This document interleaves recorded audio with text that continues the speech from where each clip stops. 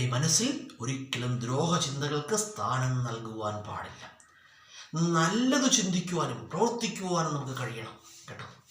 ഒരു വ്യക്തിയുടെ മനസ്സിൽ ദ്രോഹചിന്തകളുണ്ട് എങ്കിൽ അദ്ദേഹത്തിന് എന്ത് ലഭിക്കില്ല? ഒരിക്കലും ഒരു സമാധാനമോ സ്വസ്ഥതയോ സുഖമോ ജീവിതത്തിൽ ലഭിക്കില്ല. ജീവിതത്തിൽ എന്തൊക്കെ നേടിയാലും ദ്രോഹചിന്തകൾ അദ്ദേഹത്തിൻ്റെ മനസ്സിനെ അലട്ടിക്കഴിഞ്ഞാൽ അദ്ദേഹം ജീവിതത്തിൽ പരാജയപ്പെട്ടു പോവുകയുള്ളൂ. അതുകൊണ്ട് മനസ്സിൽ നിന്നും ദ്രോഹചിന്തകൾ പരിപൂർണമായിട്ട് ഒഴിവാക്കണം. മനസ്സിൽ നന്മ നിറയ്ക്കണം.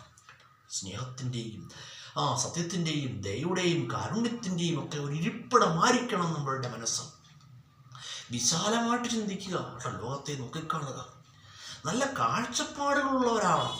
അതുപോലെ തന്നെ നല്ല കാഴ്ചപ്പാടുകൾ ഉണ്ടായിരിക്കണം, നല്ല നിലപാടുകൾ ഉണ്ടായിരിക്കണം, എടുക്കുന്ന നിലപാടുകൾ ഉറച്ചു നിൽക്കുക, അതൊക്കെ വേണം.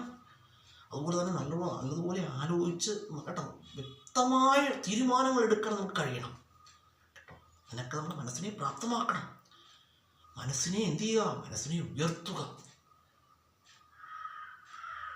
അത് നമ്മൾ എപ്പോഴും മനസ്സിലാക്കണം. നമ്മൾ മനസ്സിലാക്കേണ്ട കാര്യമാണ്, ഒരിക്കലും എന്ത് പാടില്ല, മനസ്സിൽ ദ്രോഹചിന്തകൾക്ക് സ്ഥാനം കൊടുക്കരുത്. നമ്മളൊരു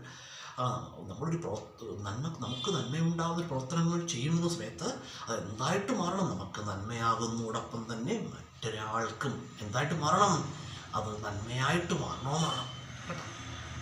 ഇനി നമുക്ക് നന്മയായിട്ട് ചെയ്യുന്നൊരു കാര്യം മറ്റൊരാൾക്ക് നന്മയായില്ലെങ്കിൽ കൂടി അയാൾക്ക് അത് എന്തായിട്ട് മാറരുത്? ദ്രോഹമായിട്ട് മാറരുത് കേട്ടോ. നല്ലത് ചിന്തിക്കുക, പ്രവർത്തിക്കുക കേട്ടോ. നല്ല ചിന്തകളിലൂടെ ജീവിതത്തെ മുന്നോട്ട് നയിക്കുക.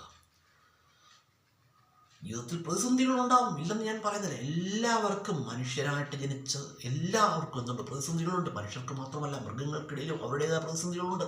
നോക്കിയാൽ മനസ്സിലാവും. ഓരോ ജീവിയുടെ ജീവിതം നോക്കിയാൽ പ്രതിസന്ധികളും ദുർഘടങ്ങളുമാണ് കേട്ടോ. അതുകൊണ്ട് നമ്മൾ മനുഷ്യർ ചെയ്യേണ്ട കാര്യം എന്ന് പറഞ്ഞാൽ എന്താണ്? നല്ലത് ചിന്തിക്കുക, പ്രവർത്തിക്കുക.